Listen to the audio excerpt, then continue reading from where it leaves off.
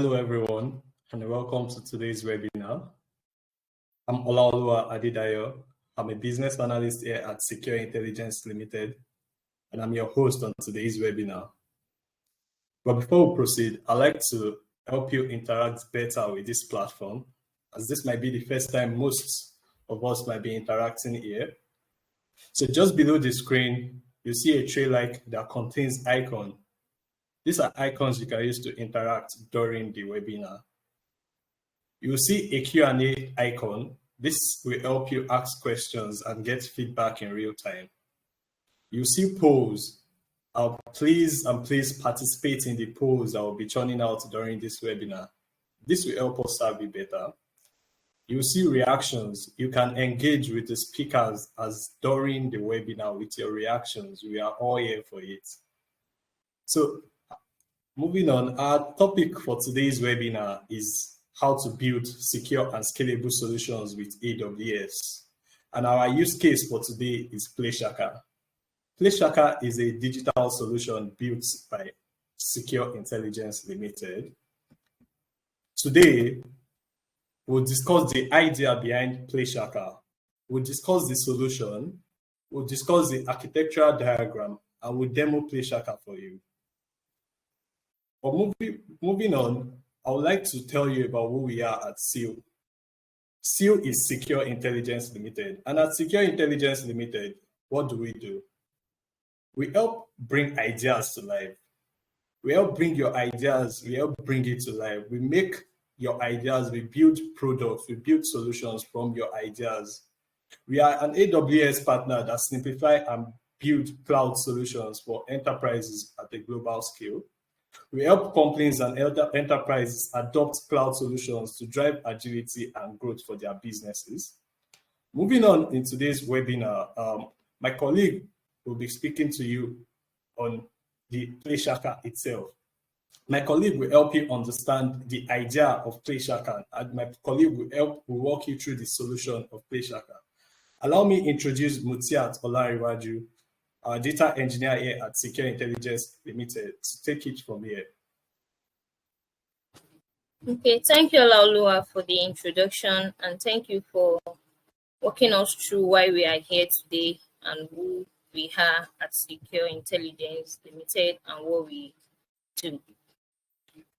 Just like what Olaoluwa has said, we will be discussing what gave birth to PlayShaka, what's the idea behind PlayShaka, how we're able to develop PlayShaka, what are the strengths of PlayShaka, and what we are able to achieve while building PlayShaka. As an AWS partner that develop solutions, one of our clients wants to build an application that connects everyone to diverse African content. He just doesn't want this application. He wants application whereby the users can actually have access to different African content. And what content are we talking about? It can be, we are focusing on entertainment. It can be news, it can be radio, it can be music, it can be game. Like, he doesn't want people to keep moving around from one application to another. I want to read about sports news. I want to listen to radio. You need to move from one application to another, because you can't get that one-stop application that serve you all that purpose. And these our clients want all these in one application.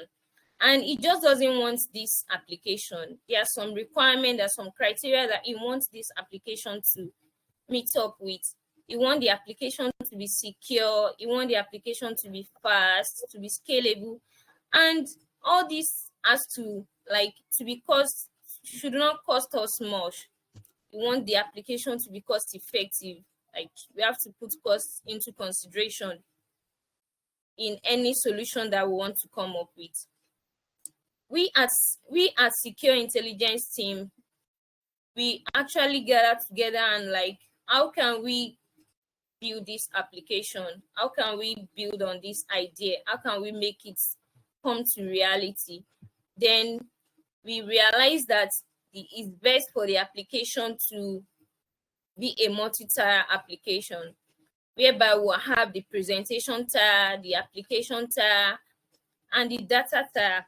And the presentation tier is just like the user interface that allows the user to interact with the application. That is where you have access to all the content. That's where you have access to the news or the radio that you want to listen to. That's the presentation tier. The application tier, the application tier will be the backend services that handle all the logic that provide the requested content that you want. Imagine that maybe you want to listen to music now. It is where how the music will be fetched to you, how you'll be able to get the music. All those logic are in application tier. All those logic will be done in application tier. And the data tier is which consists of the database that will store all the information, that will store all these contents. And that means that all the content will be coming from the data tier. This is just like the overview of how the application works. But what are the AWS services? Since we are AWS partner, what are the AWS services that we're able to use to bring this Shaka into life? You might just be looking at the screen and like, what's all this? Just hold on, everything will be like, you get everything in short time. Of the bat, we're talking about getting access to African content. Definitely we'll be dealing with a lot of data. Where do you think all this data, we need to consider how this data will be stored and where all this data will be stored. And that is why we'll be needing database. Not just only database. One of the ways to optimize cost is to choose the correct database for your use case. So we need to consider those requirements. Don't forget that we have some requirements that this application needs to meet up with. We need to consider those requirements. And a tip for cost optimization for compute and database is to use managed services, because with managed services you don't need to run any server. You don't need to consider managing any server or infrastructure. And that is why we have DynamoDB used for our database. DynamoDB is a fully managed NoSQL database service. It is very fast and flexible. It can handle large amounts of data at a very low cost. Don't forget that one of our keywords is the application should be cost effective. And that is why DynamoDB is being in use. We also said that this application will have different content. So we need to manage content from multiple sources. We need to get content from different service providers. How can we now have access to all this? How can we manage all this content that we get from different service provider? And that is where AWS AppSync comes in. This is also a fully managed service. It makes it easy to develop GraphQL API. With AppSync, we can build an API that securely accesses data from multiple sources, even including DynamoDB. We need to run code for this application that we are building, and that is where AWS Lambda comes in. With AWS Lambda, you don't need to be thinking of managing server. You don't need to be thinking of managing infrastructure. And one thing about AWS Lambda is that it scales automatically.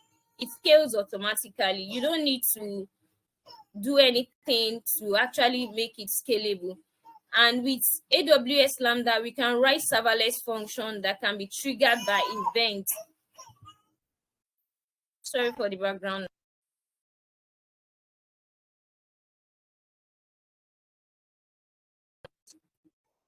So moving forward, we have API Gateway here. With API Gateway, we can create, maintain, and secure API at any scale. You might be wondering the difference between API gateway and AppSync. API gateway actually make it easy to create a RESTful API that is backed by Lambda function. Hold on a minute for me.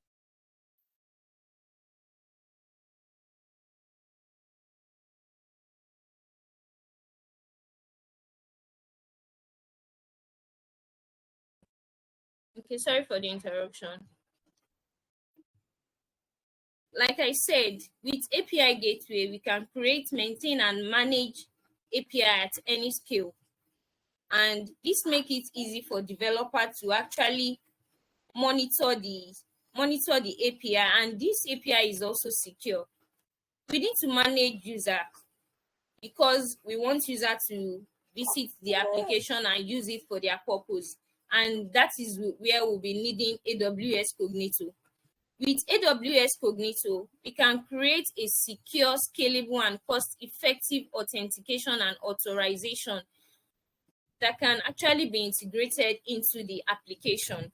Because when you come to the application, when you want to use the application, we need to know who can have access to the application, what content can you have access to if you sign in or without you signing in.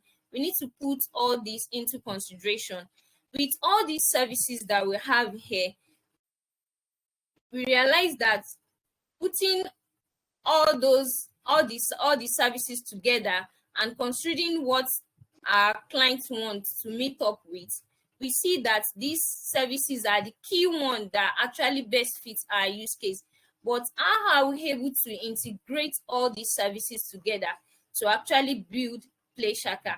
Are you wondering how?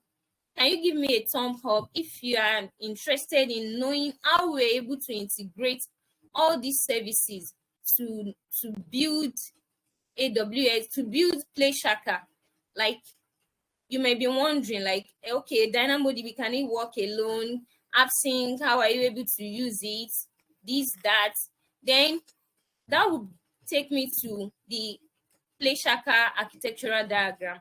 But at this point, I'm going to hand over to James, our solution architect at Secure Intelligence, to walk you through the technical aspect of PlayShaka, and you will be wow, like, oh, is this what we're actually doing in Secure Intelligence Limited? Thank you. Everyone, good afternoon. I'm James, and I'll be walking you through the architectural diagram of PlayShaka. Before that, I would like you guys to have a look at this architectural diagram. If you have any questions, you can always ask me after the session. I think there's an option for that, for dropping questions, so please go ahead. On this architectural diagram, I'll be going through two phases. The first part, right, I want you to have a look at the users part by my left side. You can see users, right? Users visit PlayShaka using their various devices. Devices could be a desktop, could be your mobile, could be your tablet, your laptop, as the case might be. When you visit PlayShaka, the first point you hit is an AWS CloudFront. That AWS CloudFront actually displays the sites for you to see. It brings the sites closer to particular users. It's a content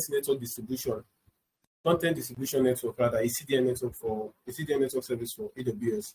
That's what they use to distribute the various websites we see.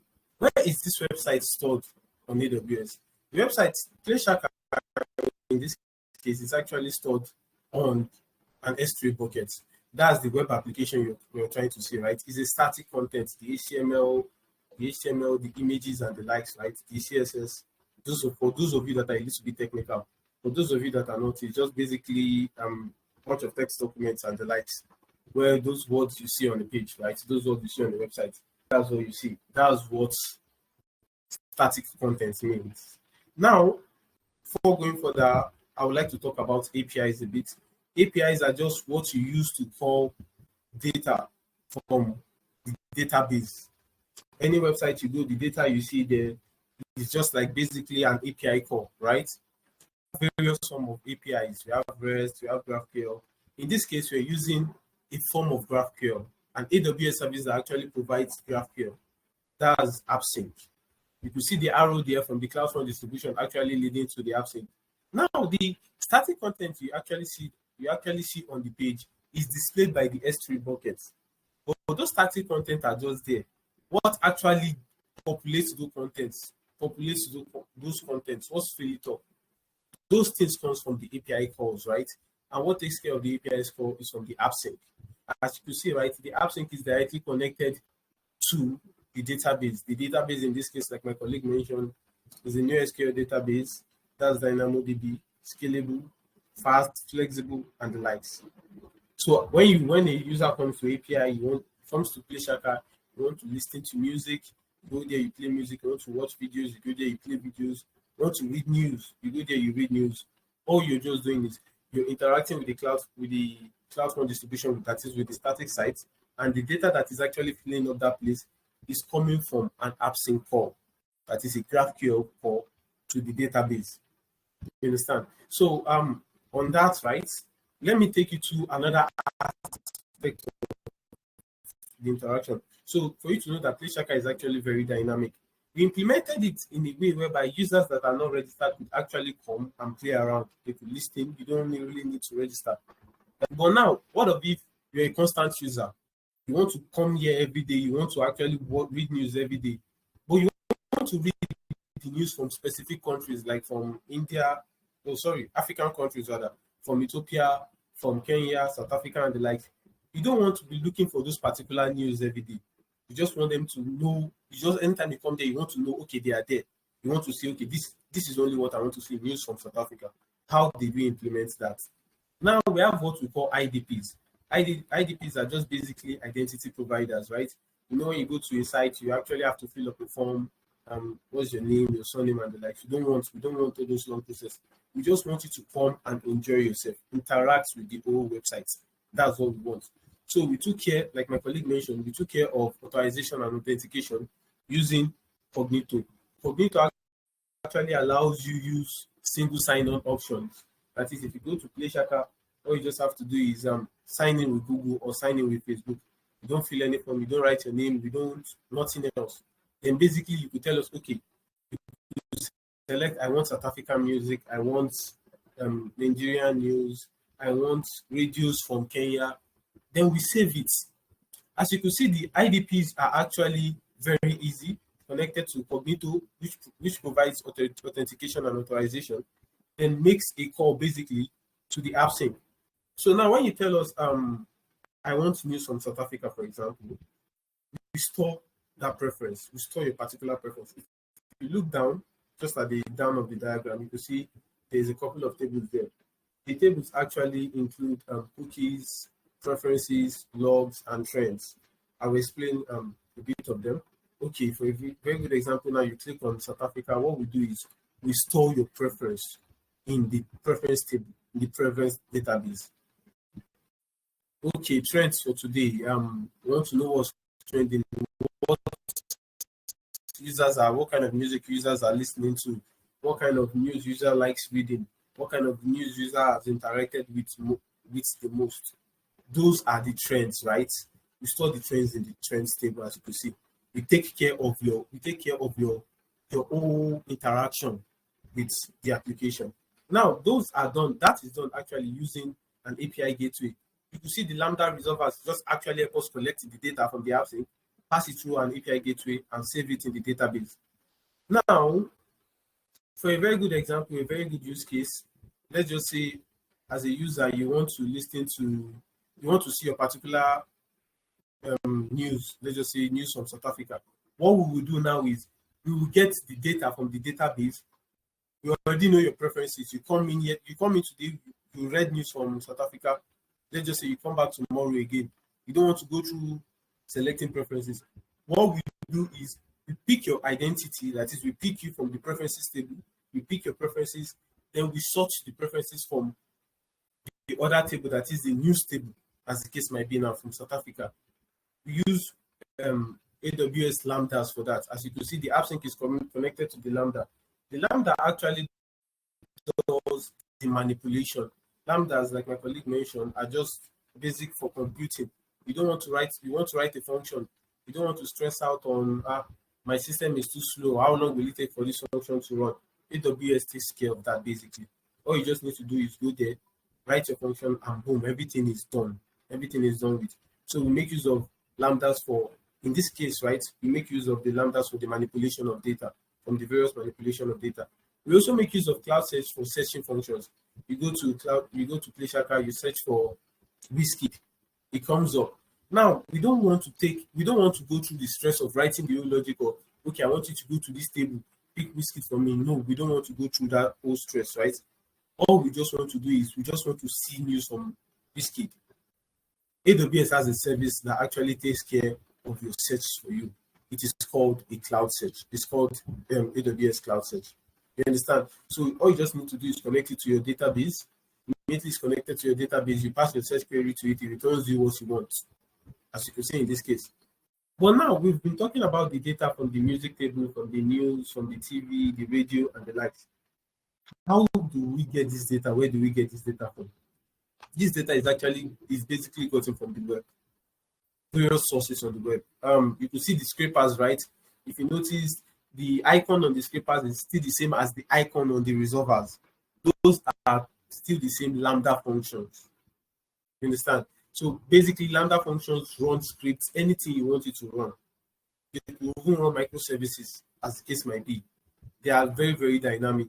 So what the Lambda function does in this case is, it goes to the internet, it fetches data from the internet, and it saves the data in the database. The scrapers per se goes to the internet, fetches data from the internet, saves the data in the database.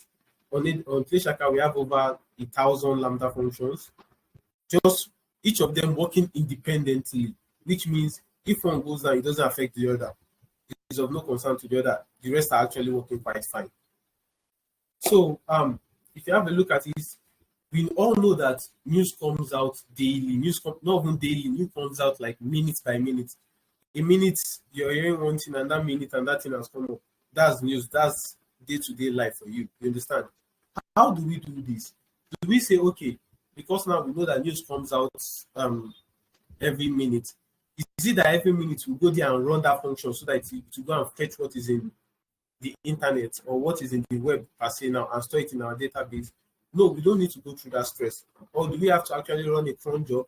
A cron job now is a scheduler, right? Where you have to walk through the whole aspect of, okay, I want you to call this function every 15 minutes, or I want you to do this every 15 minutes. Every 15 minutes, go to the internet and fetch what we want and put it in the database. No, you don't actually need to go through all those stress. AWS has a service that actually takes care of that. It's called an event bridge. So basically, in event bridge, you just create rules. You create a rule for the scripters, for example. Let's just say, okay, every 5 minutes, I want you to run automatically, go to the internet and fetch the data from the internet and store it in the database. You understand? So basically, these are the various services on AWS we were able to combine to actually bring PlayShaka to life. As you can see, they range from 7 to 10 various services, all connected, all doing different purposes, and all working together as one, even though each are microservices on their own. Each are individual microservices. I hope you get this explanation and don't ask me too much questions. But basically, if you have any question, you could go ahead and drop them in the question box. While I pass on to my colleague, I'll be able to answer a few of your questions. I hope Paul, as the case might be. While I pass on the presentation to my colleague, Cousin. Thank you very much, James. Thank you very much, Mutiat. Thank you very much, Alalua. I mean, I think I'm dumbfounded already. What can I say? You guys have said it all. Thank you guys so much for your insight. I think I've learned one or two questions, but I think the first thing is we want people to ask their own questions, and also please, the polls are there. You guys can participate in the polls. Please want everybody to please participate in the polls. Please participate in the polls. So if you have questions, kindly put your Q&A. Just check below. You'll see the Q&A close to the attendees. Put in your questions and we'll be taking your questions shortly. Yeah, so on a side note, PlayShaka is actually very dear to me because PlayShaka was like my first project, like when I got to SEAL. But one very interesting thing about PlayShaka is this. Every single person that worked on PlayShaka came from the SEAL Academy. Is that not fantastic? Every single person. Can you guys hear me? I think somebody is saying that they cannot hear me. Can you guys hear me? We can. Yes, we can. Please go ahead. Okay, probably. Okay, cool. So every single person came from SEAL Academy. So, and SEAL Academy is currently running now. The internship is running, and we already have events. I hope you guys are enjoying it. If you guys have joined us here today, kindly give us thumbs up. Because in a couple of months, you guys will be building this fantastic thing that you are seeing here.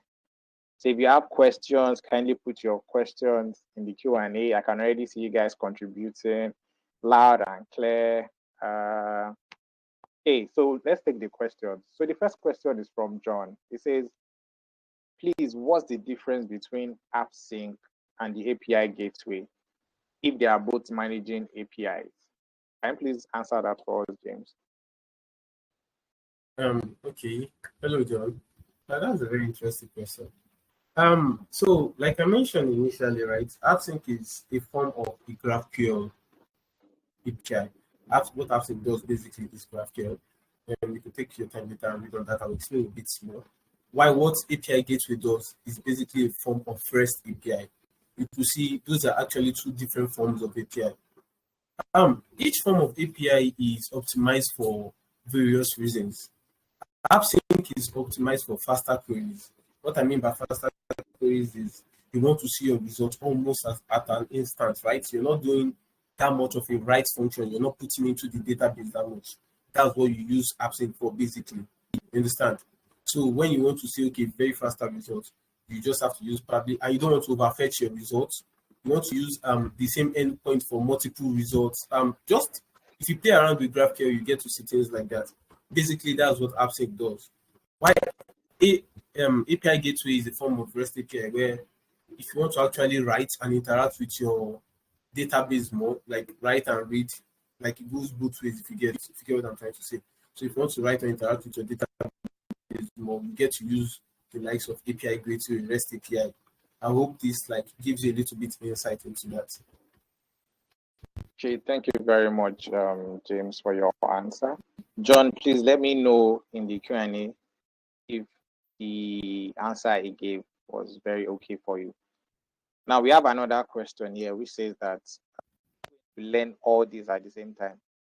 Definitely not. It's not like I'm going to learn everything at the same time, but it's one step at a time. I believe that you can, we all can learn at our own very pace. So you can learn it one step at a time. So somebody says that they can't. Okay. I think we've answered that. Okay, now somebody is asking another question. I think this is from Patrick. He says, when the scrapers get the data from the web, when an app does the old data get cleared, or is data stored permanently after being scraped? You want to answer this, James? Okay, so yes, on the matter of does the old data get cleared or is the data permanently stored? When the scraper gets from the web, it stores in the database, we don't delete it basically for various reasons. Let's just say, for example, a user comes and wants to see very old news of a particular, very old news per se. What all the research you're doing is actually in tune with a very old news. You could still go there and search the database to give you something from probably a year ago, 2 years ago, that is still stored in the database. It doesn't get permanently destroyed. We don't destroy our data per se, we store them. And another thing you should note that DynamoDB is actually not expensive per se. You get to store very large amount of data for very, very little cost. When I mean very little, very minute and almost inconsequential cost. So with all the use cases, it's actually more preferable we actually store the data. And lastly, we actually do some form of like machine learning on the data, right? Whereby if a user comes in and you tend to listen to this kind of particular kind of music, over time, right? That's what we just offer you. You come in, you listen to Afrobeats, and you like searching for Afrobeats. We don't want you to come in next time and say, okay, although my preference is like Afrobeats, we run machine learning models where we get to know, okay, this is the kind of things we know you would like, then we offer them to you. So you see the use of old data. Old data is actually also used to train our models, to let our models know what users like. So we don't permanently destroy our data. And I hope that answers your question. Okay, please kindly let us know if that answers your question. Thank you very much, James. Just to add to it, I'll just say something. They said data is the new oil. And when you have data, you know what you can do with it. You can do your historical analysis with it. I won't say more than that. So let me delve into it. So there's someone here. The person is asking, why was EC2 not used? Why wasn't EC2 not used? I think it's a bit fancy. Okay. Before we get into why was it not used, I would also like to mention that I'm a solution architect, right? The whole reason for having solution architects on the project is to think of the easier way to do things, the cost optimized way of doing things, the secure way of doing things. Is this one necessary? And EC2 could be used basically, but is it necessary? Do you want to just waste money on that aspect because, okay, it's the fancy data stuff, it's the fancy stuff to use? If we could provision this using these basic services I mentioned, these basic services you could see on the architecture, why use an EC2? EC2 are actually more expensive than all these combined. I think probably like in upcoming slides, you could see on PlayShaka, I believe the lambdas we actually have on PlayShaka are over probably 1,000, maybe over 1,000. I don't know. We got so much to an extent we stopped keeping tracks. We just like keep on provisioning things we needed. You could see probably like in the next slide where my colleague will show you the cost of all this together. Be wild about the cost of provisioning using multiple services like this and the minimal cost of them. Probably from what you can see, you see probably maybe $500 or maybe as the case might be. In the next slide, you get to know why EC2 is not used. So basically, a solution architect is to see the optimal way to do things that is less cost, that won't eat deep into your pocket and will work quite well to what you want. EC2 could also be used if you want to, but then it's just quite unnecessary in this case. That answers your question. Okay. Thank you very much, James. Hi. In summary, I think, okay. Yeah. Okay. Hi, everyone. I'm Cornelia. Yep. I've been keeping since. I am cloud engineer here at Secure Intelligence.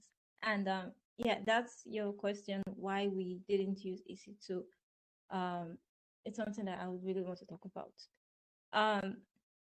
First of all, cloud computing has like different use cases, you know, and one of the advantages of it is that various businesses at different stages can actually use the services it offers without spending too much money. And for you to use the services, you need to know why you want to use it, what it will give you, and how much time you want to spend on that services. With EC2, you would want to start thinking about how to start patching your instances, how to install web servers in it, how to, if you want to link it to the database through the servers, it's basically setting up a full computer. But what we wanted to use the lambdas to do wasn't necessary at all. We just need a code to run. That was it at a specific time. Just do that for us. So spinning up an EC2 server or spinning up multiple EC2 servers for that feels overkill. Why do that when there is a service that easily does that for you? And as soon as it's done running your code, it stops, thereby saving you money. So that's like one of like the few reasons why Lambda was used instead of EC2. We just needed the developers to have, to think more about their code than about the infrastructure running it. All Thank right. you very much, Cornelia. You guys have heard from the pro ourselves. I'll be another question here. I think this is for James. Person is saying that wouldn't it be better to clear the data routinely, let's say after 5 years, and if the user generally likes a particular niche in cookies? Okay. Quite an interesting one. Okay, I would actually want to make particular references, but let me choose of the use case in this case. A very good example is whereby the data you need for that thing is actually something of like 20 years ago. Would you have actually seen that same data if if the owner of the data that stored it somewhere in the internet cleared it? You see, the whole essence of actually having or storing data, right, is more based on for various reasons. One of the reasons is probably the cost. In your case, you said, let's say after 5 years, if the user generally likes a particular niche in cookies, machine learning models are actually trained to pick up things the user does. Let's just say, for a very good example, you've been doing a particular thing, right? And you now switch. You've been listening to Afrobeats, then you switch to probably like R&B and the likes. What the models are actually supposed to do is learn from your new inputs and create like new output for you. Okay, we know now that you like R&B, so we're just going to give you R&B. Doesn't necessarily mean we should delete the former data. It doesn't necessarily mean we're working on old data. You understand? And come to think of it, say you want to listen to a music of, let's just say, almost all of us here still listening to like very old music occasionally, music of 5, 10 years ago. We won't actually get to interact with data like that if they are cleared. The whole reason of having a data storage, right, of having a more robust data storage, that's DynamoDB in this case, the whole reason of having that much robust data storage is, okay, we get to interact with the data in future times. Machine gets to learn. For a machine model to actually be very good, right, it has to be trained on a very, very huge data set. So with time, right, those data sets compound and the machine actually uses that to learn. I think on Plishaka, on the news DynamoDB, we have like maybe 8 million, 10 million each articles individually. You understand? And this is like data that have been compounding for so long. So regardless of if you as a user you're not using that niche anymore, you're changing niche, it doesn't actually affect what is there. It doesn't actually affect your own interaction with websites. The model is actually trained to be more in line with your own interactions. You understand? If Yeah. that answers your question. All right. Thank you very much, James. So this question now, there are two different questions, but I believe that we can merge them to one. And I think Cornelia will be able to help us do justice to this. First person asks, what is EC2? Please. Then the second question is, does Lambda serve as EC2? So I believe what you can do here is to juxtapose between the two, what EC2 is and what Lambda is, then you can tell us the difference. Cornelia, can you hear me? Yeah, I'm here. Okay. Thank you very much. Okay. I think it's my fault for using the word EC2 and not actually using its actual name. EC2 is just like a name given to it. It's actually a server. And for me to answer that, you'd have to know what servers are. I would say servers are computers. Your laptop is a server. Your phone is a server. They're basically a um an equipment where you could do multiple things. There are servers that can be used for running some computations, for like saving data, storing pictures. It's just a piece of computer hardware, software that runs something. Yeah, and EC2 does that. And before cloud computing, the idea of owning a server, because you have some requirements before you can actually use said servers. First of all, it has to always be on. If you want to be running computations, you don't want instances that it will go off, especially when it's at its uptime. Like I'm trying to make requests to this server now and it's down. That's like a bad server, and you even don't want to call that a server. So before you want to be able to have this equipment that does those things, it needs to fulfill the requirements. It needs to always be on and have less, I call them distractions, that will slow down whatever you want to run on it. And to be able to have things like that used to be very expensive. Like I'm talking, I don't know where everyone is from, but in Nigeria, using the naira currency, I'm talking in the millions. You could see a few for like, I don't know, 600K, but nevertheless really expensive. But well, cloud computing came, and someone as far as me could actually have one for less than, let's just say, $1 a month, if depending on how I use it to get. So that's basically what servers are.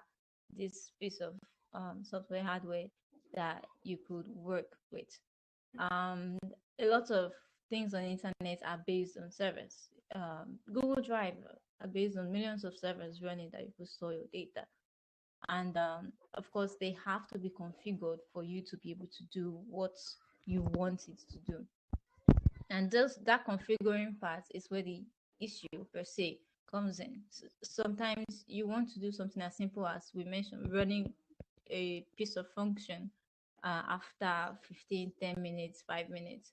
Do you really want to spend time working on a server, configuring it? Make sure you manage it as in patching, because vulnerabilities can come up in servers. Like we have hackers all over the world. People want to try and break into things. So the builders of servers, we want to install security patches to it. So you, as the owner of that server, has been on ground or you're using cloud computing, AWS, you would always want to make sure you're updated in those patches. You have to be maintaining it always. And with AWS, there's something known as the shared responsibility model, in which it tells you what they are responsible for and what you are responsible for. And if you want to work with servers, you're going to be responsible for a whole lot, to maintain, update, patch those servers, except the hardware. AWS is responsible for the hardware. They do the whole power and the rest. I'm wasting time now. All right. So those whole responsibilities that you wouldn't want if you just want to run code is where the Lambdas actually come in. Lambda, it's called serverless because you get to do less of what you would do in a server, not meaning there is no server running with Lambda. Lambda is a running server that you don't get to manage. AWS do those ones. In the shared responsibility model, you're only responsible for the code you put into the Lambda and the runtime. And that's it. That's the two difference. Lambdas, AWS takes a lot from your hand and handle it for you. Just put your code and run it. But with servers, EC2, you get to do most of those managements by yourself. So it depends on what you want that server to do for you. If it's something that's, again, running code, you wouldn't want you won't want to use an EC2 instance. You definitely want to use a Lambda. Or if it's an instance in which you want to put in your database, secure it, and run some inbound, outbound requests, blacklist some region from coming in, and whitelist some people, you definitely want to work with a server or containers because they give you that flexibility. So, All right. does that answer your question? All right. I believe that must have answered the person's question. I believe so. So thank you guys for your contribution. At this point, we just want to show you like a glimpse of what PlayShaka has in store, like the platform of wealth for PlayShaka. I don't know if Olaoluwa is still there. Yeah, I'm with you. Okay, can you please help me? Sorry, I didn't get that. I go to the next slide.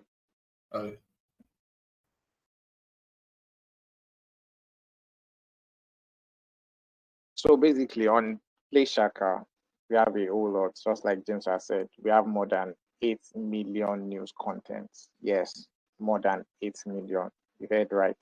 And everything we have showed you so far costs just $30,000. Just costs just $30 per month.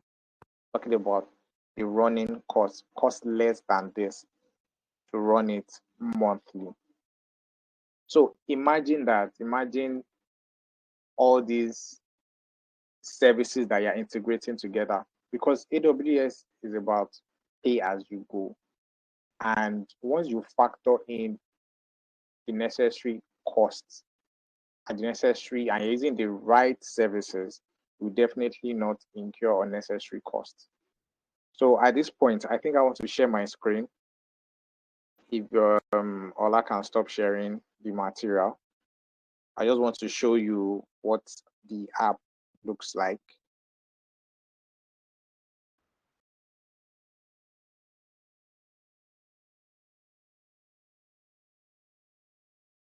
You know when you guys can see my screen. Okay.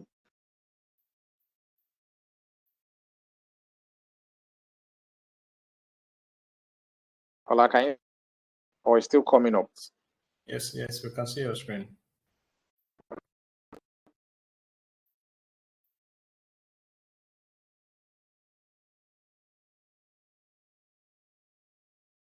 Are you there, cousin?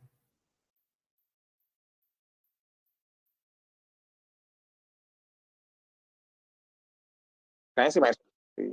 These are the radio stations, popular radio stations. Then on the I am. Can you guys hear me? Hello, can you guys hear me?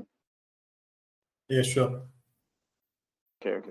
So these are the popular radio stations. These are top on PlayShaka, and this is the trending. So the table you saw earlier, you had cookies. You can see these cookies here. So once you accept, we'll track that. We also have so these are the features on the side. This is stations. You can see here. I click on anyone. See, I don't know whether you guys will be able to. Hope that was not too lousy. So this is Shaka TV. You can see from sports to tourism to music videos to movies, health, fashion, all sorts. We also have the news here where you can view what is currently happening, the elections, Labour Party, every single thing, Nigeria, but all around Africa. So yes, that is what we have for you guys today. I don't know if we still have questions or contributions. Have people also participated in the polls? Please, if you have not participated in the polls, please kindly help. Then you can drop your thumbs up for us. If you still have further questions or anything at all, kindly let us know. Okay, thanks for the thumbs up. Okay, James, thank you for the answer. Thank you, James. Wait again. Oh, okay. I think James answered the question already. So in the absence of any other thing, I think we can draw the curtains for today. Thank you guys for coming. We really appreciate guys for attending our webinar, and we hope